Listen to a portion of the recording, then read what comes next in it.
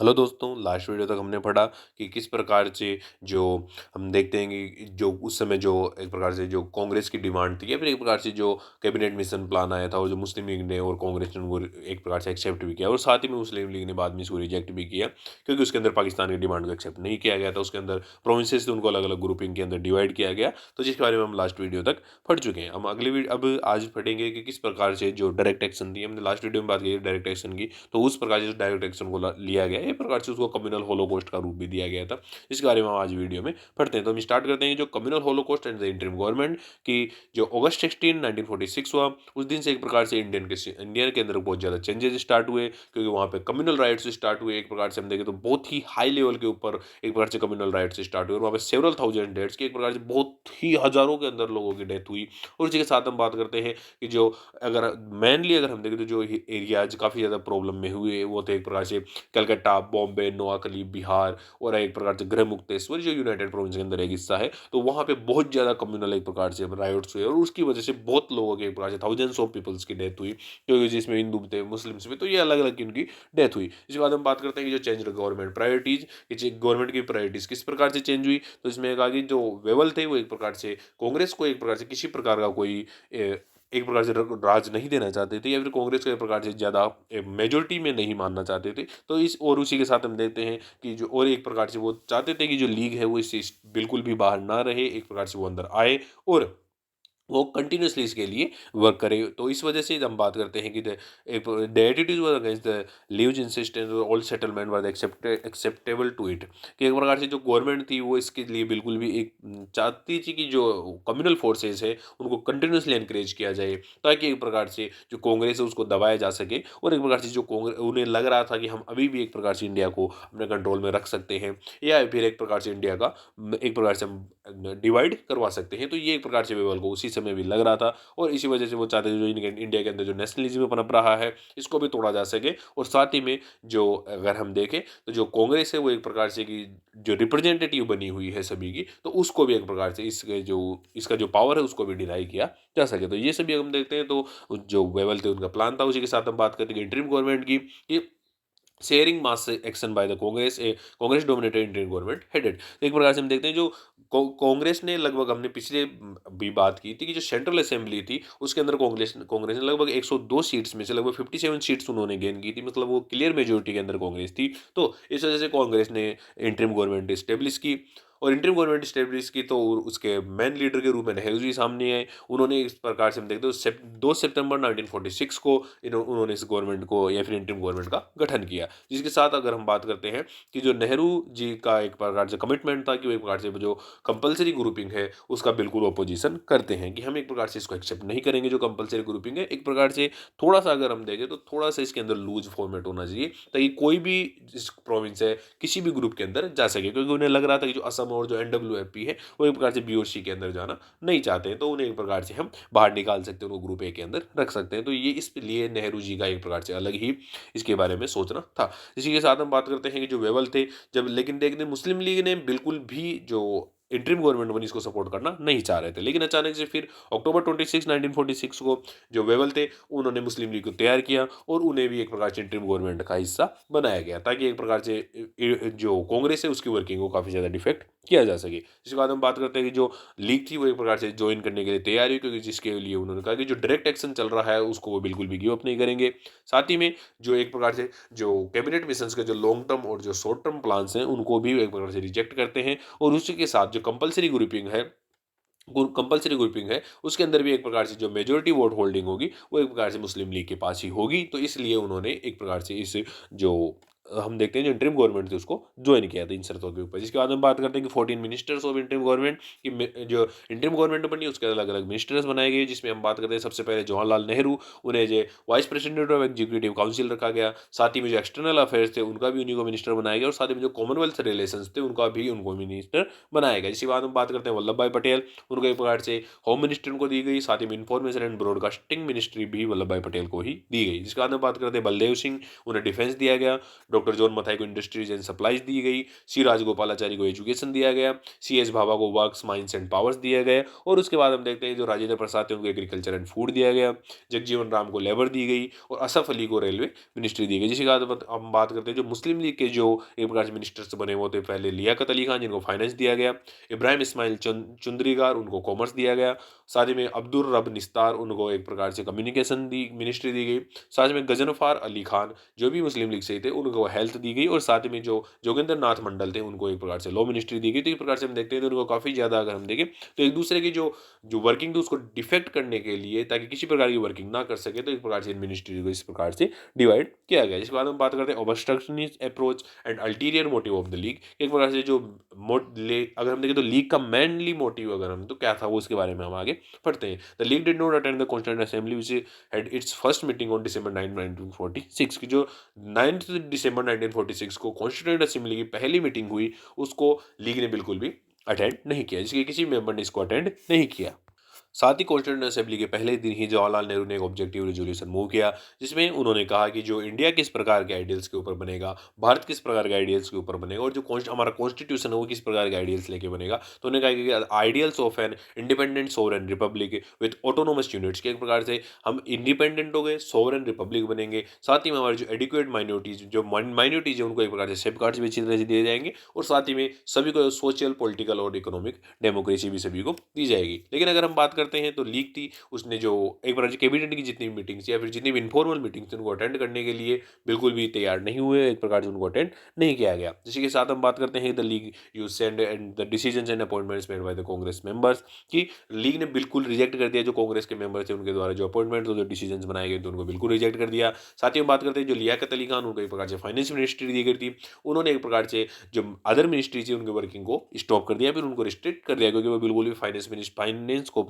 पास करने के लिए तैयार नहीं थी। उसी के साथ हम बात करते हैं league had only foothold in the government to fight for Pakistan, की लीग का केवल और केवल मेन मकसद की जो अपना एक प्रकार से वो देखते हैं जो गवर्नमेंट के अंदर वो हिस्सा ले रहे थे, फिर जो इंटरिम गवर्नमेंट थी उसमें वो हिस्सा ले रहे थे, उसके पीछे सिर्फ एक मकसद था कि वो पाकिस्तान के लिए फाइट कर सकते और एक प्रकार से जो एक पाकिस्तान की एक प्रकार से जो डिमांड है उसको एक्सेप्ट करवा सकें। जिसके साथ हम बात करते हैं कि अगर हम देखें तो उस समय अगर हम देखें तो सिविल वॉर लाइक सिचुएशन बन रही थी, क्योंकि एक प्रकार से हम देखें तो डायरेक्ट एक्शन चल रहा था, तो वहाँ पे भी एक प्रकार से वही सिचुएशन चल रही थी। और इसी के साथ हम बात करें तो कांग्रेस ने एक प्रकार से ब्रिटिशर से डिमांड किया कि जो लीग का एटीट्यूड है वो बिल्कुल गलत है, हमें एक प्रकार से इनको इंटरिम गवर्नमेंट के अंदर रखना ही नहीं है, तो इनको हटा दिया जाए या फिर एक प्रकार से लीग को अलग एक प्रकार से दे दिया जाए। तो लीग इस प्रकार की डिमांड हम देखते हैं तो कांग्रेस ने रखी। इसके बाद हम बात करते हैं कि जो फरवरी 1947 में जो कांग्रेस मेंबर्स थे उन्होंने कैबिनेट को एक प्रकार से जो कैबिनेट के जो कांग्रेस मेंबर्स थे उन्होंने वाइसरॉय को लिखा या फिर वाइसरॉय को एक प्रकार से डिमांड किया वाइसरॉय की कि आप जो मुस्लिम लीग के मेंबर्स हैं उनसे एक प्रकार से जो रेजिग्नेशन है वो करवाइए, वरना हम एक प्रकार से एक साल के अंदर अंदर जो हमारे जो नॉमिनेटेड मेंबर्स हैं और एक प्रकार से जो हमने जो यहाँ पे आए हैं वो एक प्रकार से यहाँ पे हम विड्रॉ कर लेंगे। तो इस प्रकार से जो उन्होंने कांग्रेस के मेंबर्स थे उन्होंने जो वाइसरॉय थे उनको एक प्रकार से दबाना चाहा। उसी के साथ हम बात करते हैं कि जो कंटिन्यूसली अगर हमें देखें तो कॉन्स्टिट्यूएंट असेंबली थी जो या फिर एक प्रकार से जो लीग थी वो एक प्रकार से कंटिन्यूसली यही डिमांड कर रही थी कि उनको डिसोल्यूशन ऑफ कॉन्स्टिट्यूएंट असेंबली चाहिए, या फिर एक प्रकार से हमें अलग अलग जो चेंजेस हैं या फिर एक प्रकार से जो क्राइसिस चल रहा है उसको हमें आगे बढ़ाना है, तो यही एक्सेप्ट कर रही थी। अगर हम देखें तो वाइसरॉय को भी यही डर लगा होता अगर कांग्रेस ने बैकफुट हुआ तो एक प्रकार से कॉन्स्टिट्यूएंट असेंबली फिर से डिसॉल्व हो जाएगी और एक प्रकार से ज़्यादा प्रॉब्लमेटिक सिचुएशन ये होगी। जिसके बाद हम बात करते हैं evolution of the two nation theory की है, इसका इवोल्यूशन किस प्रकार से हुआ, किस प्रकार से इसको डेवलप किया गया और किस प्रकार से आगे उन्होंने बात की। जिसके बाद हम बात करते हैं 1887, लेकिन उससे पहले हम बात करते हैं कि हमने पहले भी बात की थी कि 1885 के अंदर एक इंडियन नेशनल कांग्रेस एक पूरी एक नेशनल संस्था एक प्रकार से पैन इंडिया एक संस्था बनाई गई, जिसको एक प्रकार से जिसके अगर हम देखें तो एक ऑपोजिट के अंदर एक 1887 के अंदर जो तत्कालीन जो वाइसरॉय थे डफरिंग उन्होंने एक प्रकार से ये और जो कोलविन थे जो लेफ्टिनेंट गवर्नर थे उस समय जो यूनाइटेड प्रोविंस के अंदर, तो सैयद अहमद खान और राजा शिव प्रसाद और भिंगा को एक प्रकार से मिलाकर उन्होंने एक एंटी कांग्रेस फ्रंट एक प्रकार से तैयार किया। जिसके अंदर हम बात करते हैं कि जो सैयद अहमद खान थे उन्होंने जो एजुकेटेड मुस्लिम्स थे उनको उनसे बात की, उनसे कहा कि आप कांग्रेस के अंदर बिल्कुल भी हिस्सा नहीं नहीं लेंगे, क्योंकि कांग्रेस एक प्योरली हिंदू ऑर्गेनाइजेशन है, उनके पास मुस्लिम्स के लिए किसी प्रकार के कोई राइट्स नहीं है। जिसके बाद हम बात करें 1906 के अंदर आगा खान के लीडरशिप के अंदर मुस्लिम डेलीगेशन एक प्रकार से जो तत्कालीन वाइसरॉय थे उनसे शिमला के अंदर मिला, और एक प्रकार से उन्होंने वहाँ पे बात की। लॉर्ड मिंटो थे उस समय वाइसरॉय, तो उनसे बात की और डिमांड की कि उन्हें सेपरेट इलेक्टोरेट चाहिए, और साथ ही में वहीं पे ही मुस्लिम लीग की भी स्थापना की गई। तो इस वजह से अगर हम देखें तो नेक्स्ट अगर हम बात करते हैं तो 1909 में जो मोर्ले मिंटो रिफॉर्म्स आए उसके द्वारा जो मुस्लिम्स हैं उनको एक प्रकार से सेपरेट इलेक्टोरेट्स दिए गए। और उसी के साथ हम बात करते हैं कि उसी समय जो पंजाब हिंदू सभा थी उसको एक प्रकार से यूएन मुखर्जी और लालचंद के द्वारा इसको वहाँ पे स्टेब्लिश किया गया। और उसी के साथ जो 1915 आया जिसके जो फर्स्ट सेशन वहाँ पे ऑल इंडिया हिंदू महासभा हुआ, उसके अंदर अगर हम बात करते हैं कि जो एक प्रकार से जो महाराजा ऑफ कशीम बाजार थे उनके माध्यम से एक प्रकार से इसको आगे बढ़ाया गया। और एक प्रकार से ये भी अगर हम देखें तो हिंदू महासभा एक प्रकार से टोटली एक प्रकार से हिंदू ऑर्गेनाइजेशन बना, और उन्होंने जो मुस्लिम लीग थी उसके एंटी के रूप में एक प्रकार से वर्किंग की। वो बिल्कुल भी मुस्लिम्स को एक प्रकार से एक्सेप्ट करने को तैयार नहीं थे। जिस प्रकार मुस्लिम लीग हिंदुओं को एक्सेप्ट करने को तैयार नहीं थी, उसी प्रकार ये संस्था जो ऑल इंडिया हिंदू महासभा बनी वो भी एक प्रकार से जो मुस्लिम से उनको एक्सेप्ट करने को तैयार नहीं थी। जिसके बाद हम बात करें 1912 टू 24 एक पीरियड चला जिसमें मुस्लिम लीग के जो यंगर सेक्शन इसके अंदर आए, जो एक प्रकार से यंगर सेक्शन का नेशनलिज्म या फिर यंगर जो मुस्लिम्स नेशनलिस्ट आए भारत के अंदर, तो वो एक प्रकार से उनका एक प्रकार से अलग ही व्यू था। तो जिस प्रकार से हम देखते थे उसी समय जैसे खिलाफत मूवमेंट चल रहा था, नॉन कोऑपरेशन मूवमेंट चल रहा था, तो इन मूवमेंट्स के अंदर जो मुस्लिम्स उन्होंने काफी ज्यादा बढ़ चढ़ के हिस्सा लिया। एक प्रकार से हम देखते तो उनका कम्युनल व्यू अलग था, उनके प्रकार से पॉलिटिकल एक प्रकार से पॉलिटिकली वो अलग एक प्रकार से थिंकिंग थी उनकी। तो इस प्रकार से हम देखते तो मुस्लिम लीग के अंदर एक प्रकार से काफी ज्यादा चेंजिंग हुई, और उस चेंजिंग की वजह से जो नेशनलिज्म था वो भारत की तरफ आया, ना कि एक प्रकार से कम्युनल व्यू की तरफ। जिसके बाद हम बात करते हैं जो 1916 हुआ उसी के अंदर कांग्रेस थी, उन्होंने मुस्लिम लीग की डिमांड थी सेपरेट टेरिटोरियट्स की, उसको एक्सेप्ट किया, और साथ ही में एक प्रकार से जो जॉइंट डिमांड्स थी उनको भी एक प्रकार से गवर्नमेंट के सामने रखा गया। उसी के साथ हम बात करते हैं 1920 टू 22 तक, जिसमें जो रोलेट एजिटेशन हुआ और साथ ही में जो खिलाफत नॉन कोऑपरेशन एक प्रकार से एजिटेशन हुआ, उसमें भी मुस्लिम्स ने काफ़ी बढ़ चढ़ के हिस्सा लिया, और एक प्रकार से उन्होंने काफ़ी ज़्यादा आगे इसको बात बढ़ाई। अगर हम देखें तो मुस्लिम्स हिंदूज से ज़्यादा मुस्लिम्स इसके अंदर पार्टिसिपेट करते हैं। इसके बाद हम बात करते हैं 1920 जिसमें एक प्रकार से कम्युनल राइट्स स्टार्ट हुए। अगर हम देखें तो बहुत पूरी कंट्री के अंदर ही लगभग हम देखें तो कम्युनल राइट्स बहुत ज़्यादा मात्रा में हुए। और उसी के साथ हम देखते हैं जो आर्य समाज थे, उसी समय जो आर्य समाजिस्ट थे उन्होंने शुद्धि और जो संगठन मूवमेंट था उसका इस्टेब्लिश किया। और अगर हम बात करें शुद्धि मूवमेंट की तो उन्होंने था कि जो जो भी हिंदू पहले थे उन्हें एक प्रकार से इस्लाम के अंदर कन्वर्ट कर दिया गया था, उनको फिर से रिकन्वर्ट किया जाए हिंदू के अंदर, हिंदुइज्म के अंदर उनको फिर से रिकन्वर्ट किया जाए। तो ये एक प्रकार से ये शुद्धि मूवमेंट उस समय चल रहा था। और इसी वजह से हम देखते हैं मुस्लिम्स थे उन्होंने तबलीग और तंजीम मूवमेंट्स थे वो भी एक प्रकार से इसके रिटेलिएशन के अंदर उन्होंने भी इसको स्टार्ट किया। इसके बाद हम बात करते हैं 1928 आई जिसके अंदर नेहरू रिपोर्ट एक प्रकार से ऑन कॉन्स्टिट्यूशन लाई गई, और इसके अंदर जो एक प्रकार कांग्रेस को एक प्रकार से मुस्लिम्स की जो अगर हम देखें जो मुस्लिम्स और जो सिख एक प्रकार से जो लीग थी उनकी जो डिमांड थी उनको कांग्रेस ने बिल्कुल भी एक्सेप्ट नहीं किया, क्योंकि उनकी डिमांड अलग ही प्रकार की थी। एक प्रकार से हम देखें तो जो मुस्लिम्स है वो अपने पक्ष की डिमांड रख रहे हैं, लेकिन कांग्रेस ने इनको एक्सेप्ट नहीं किया। इस वजह से फिर से एक प्रकार से जो मुस्लिम्स और जो एक प्रकार से जो कांग्रेस थी उनके बीच में राइवलरी स्टार्ट हुई। इसके बाद हम बात करें 1934 तक मुस्लिम्स के नए नए ग्रुप बन पे, जैसे कि जमात उलेमाए हिंद, खुदाई खिदमतगार, इन्होंने भी एक प्रकार से हम देखें तो इन ग्रुप्स ने भी जो सिविल डिसोबीडियंस मूवमेंट चल रहा था तत्कालीन, तो उसमें भी काफ़ी ज़्यादा बढ़ चढ़ के हिस्सा लिया। उसी के साथ हम बात करते हैं कि लेकिन अगर हम बात करें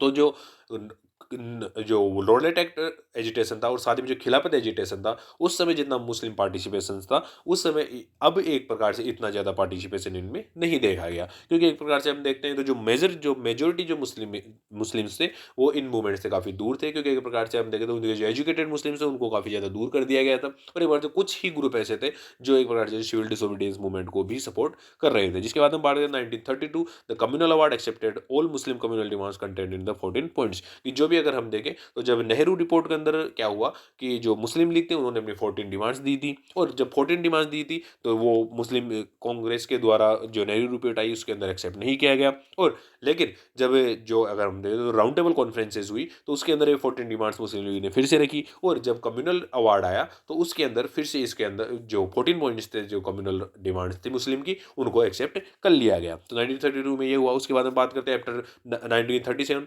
मुस्लिम लीग एक प्रकार से हम देखें तो बहुत ज़्यादा बैडली उन्होंने परफॉर्मेंस किया और एक प्रकार से वो उस लेवल पर नहीं पहुंच पाए कि वो किसी भी एरियाज़ के अंदर अपनी सरकार बनाने को तैयार नहीं थे। तो उन्होंने एक प्रकार से डिसाइड किया कि हमें एक्सट्रीम कम्युनलिज्म करना है और हमें एक प्रकार से मुस्लिम्स हैं उनको एक जो माइनॉरिटीज़ के अंदर है वो, और साथ ही में हमें भारत से हमें बिल्कुल सेपरेट नेशन बनाना है। हम बिल्कुल भी भारत के साथ रहना पसंद नहीं करेंगे। मुस्लिम्स एक प्रकार से यहाँ पे बिल्कुल भी सुरक्षित नहीं है, तो हम यहाँ पे हिंदू मेजोरिटी एरियाज है और हम हिंदू मेजोरिटी एरियाज में ठीक से नहीं रहेंगे, हमें बिल्कुल एक्सेप्ट नहीं है और हमें एक प्रकार से मुस्लिम मेजोरिटी एरियाज चाहिए और हमें एक प्रकार से नया नेशन चाहिए। तो ये प्रकार से ये अगर हम देखें तो 1937 के बाद में इनकी डिमांड स्टार्ट हुई। इसके बाद हम बात होता है early 1930 this idea of separate Muslim nation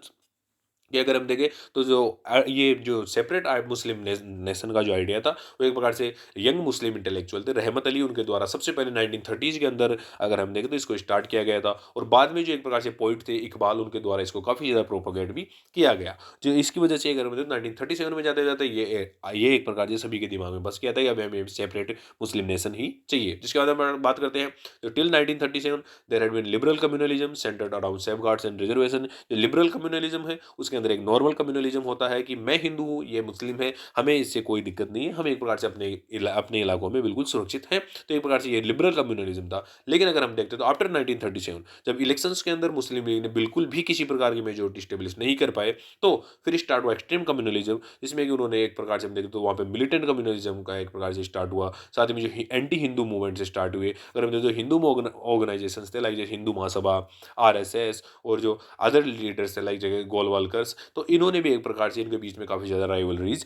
start हुई क्योंकि जो हिंदूज थे वो एक प्रकार से एंटी मुस्लिम बातें किया करते थे, जो मुस्लिम्स थे वो एंटी हिंदू बातें किया करते थे। तो और लगा हम देखें कांग्रेस, तो कांग्रेस इसके बीच में बिल्कुल ही एक प्रकार से नहीं बोलना चाहती थी क्योंकि कांग्रेस बिल्कुल भी एक्सट्रीम कम्युनलिज्म को सपोर्ट नहीं करती थी। जिसके बाद हम बात करते हैं 1937-39 में जिन्ना थे उन्होंने एक प्रकार से जो कांग्रेस की डिमांड्स थी उनको बिल्कुल एक्सेप्ट नहीं किया। एक प्रकार से उनकी एक प्रकार जो कांग्रेस थी उनको एक इम्पॉसिबल डिमांड्स सामने रखी कि आप हमारी ये डिमांड्स मानिए और हम एक प्रकार से इस पर वर्किंग करेंगे। लेकिन हिंदू जो ऑर्गेनाइजेशन थे उन्होंने इनको रिजेक्ट कर दिया। साथ ही में मुस्लिम लीग को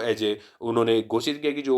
मुस्लिम इंडियन मुस्लिम्स हैं उनके लिए केवल और केवल मुस्लिम लीग ही ऐसी एक संस्था है जो कि एक प्रकार से रिप्रेजेंटेटिव के रूप में वर्क कर सकती है, ना कि कांग्रेस या फिर अदर जो ऑर्गेनाइजेशंस हैं वो बिल्कुल भी मुस्लिम्स को या फिर इंडियन मुस्लिम्स को सपोर्ट नहीं करेंगे। तो मुस्लिम लीग को उन्होंने एक प्रकार से इस प्रकार से एक रिकॉग्नाइज किया कि मुस्लिम लीग ए सिंगल एक यूनिट है या फिर एक एंटिटी है जो इंडियन मुस्लिम्स को सपोर्ट कर सकती है। जिसके बाद हम बात करते हैं कि 24 मार्च 1940 को पाकिस्तान रेजोल्यूशन पास किया गया जो कि एक प्रकार से मुस्लिम लीग के लाहौर सेशन के अंदर ये एक प्रकार से ये रिजोल्यूशन पास किया गया था जिसमें उन्होंने कहा कि जो भी एक प्रकार से जो ग्रुप्स हैं लाइक जैसे all geographical contagious Muslim majority areas हैं, लाइक जैसे उन्होंने कहा कि जो नॉर्थ वेस्टर्न फ्रंटियर प्रोविंस है और बलूचिस्तान है, सिंध है और जो पंजाब है, साथ ही में अगर हम बात करें नॉर्थ ईस्ट की तरफ तो वहाँ पे ईस्ट बंगाल है और जो असम है, तो इन इलाकों को एक प्रकार से अलग किया जाए और उनको पाकिस्तान के रूप में एक प्रकार से अलग सेपरेट नेशन के रूप में दिया जाए। तो ये एक प्रकार से उनकी डिमांड थी। इसके बाद हम बात करते हैं during second world war the British India government give a virtual veto to Delhi एक प्रकार से ऑन पॉलिटिकल सेटलमेंट। एक प्रकार से जो ब्रिटिश इंडिया थी उन्होंने जो एक प्रकार से वीटो दे दिया था, जो उस समय जिस समय अगर हम देखें तो सेकेंड वर्ल्ड वॉर चल रहा था, तो एक वीटो दे दिया था कि आप एक प्रकार से किसी प्रकार का पॉलिटिकल सेटलमेंट कर सकते हैं। तो जो मुस्लिम लीग थी उसने अच्छी तरह से इसका फायदा उठाया और इसके जो प्रिविलेज मिले थे और जो अलग उसकी जो एक प्रकार से हम देखें तो अलग प्रॉब्लम्स थी तो उनके ऊपर भी काफ़ी ज़्यादा इसने किया और एक प्रकार से जो अपनी सेपरेट पाकिस्तान की डिमांड थी उसको आगे बढ़ाने में भी उसने इसका बहुत ज़्यादा फायदा लिया। फिर बहुत ज़्यादा अगर हम देखें तो इसके पीछे उन्होंने काफ़ी ज़्यादा आगे बात की। और इसी के साथ हम बात करते हैं जो ऑगस्ट ऑफर था, जो एक प्रकार से हम देखते हैं जो ऑगस्ट ऑफर प्रपोजल्स थे और साथ में जो शिमला कॉन्फ्रेंस हुई, जो कैबिनेट मिशन प्लान हुई, तो उनके जो नेगोशिएशंस थे उसका भी काफ़ी ज़्यादा इन्होंने वहाँ पे फ़ायदा उठाया। एक प्रकार से मुस्लिम लीग ने इसको काफ़ी ज़्यादा अगर हम देखें तो आगे सपोर्ट किया और एक प्रकार से उन्होंने इनकी जो कुछ जो डिमांड्स थी उनको भी एक प्रकार से रिजेक्ट भी किया था। तो इसके बाद ये आज हमने बात की किस प्रकार से मुस्लिम लीग ने पाकिस्तान की डिमांड को आगे बढ़ाया और हम देखें तो 1887 से जब वो ब्रिटिशर्स थे उन्होंने किस प्रकार से इसकी शुरुआत की और लास्ट में जाके 1947 में एक प्रकार से एक सेपरेट नेशन पाकिस्तान बना। तो इसके पीछे भी क्या ऐसी वजह थी, तो ये सब आज हम नहीं पढ़ा, हम नेक्स्ट वीडियो में पढ़ेंगे कि हमें एक प्रकार से हम देखें तो किस प्रकार से हमारा पार्टीशन हुआ और उसी के साथ हमारा जो एक प्रकार से हमें इंडिपेंडेंस मिली जो 15 अगस्त 1947 को मिली थी, तो उसके भी आगे हमने उसके बारे में नेक्स्ट वीडियोज़ में पढ़ेंगे। Thank you.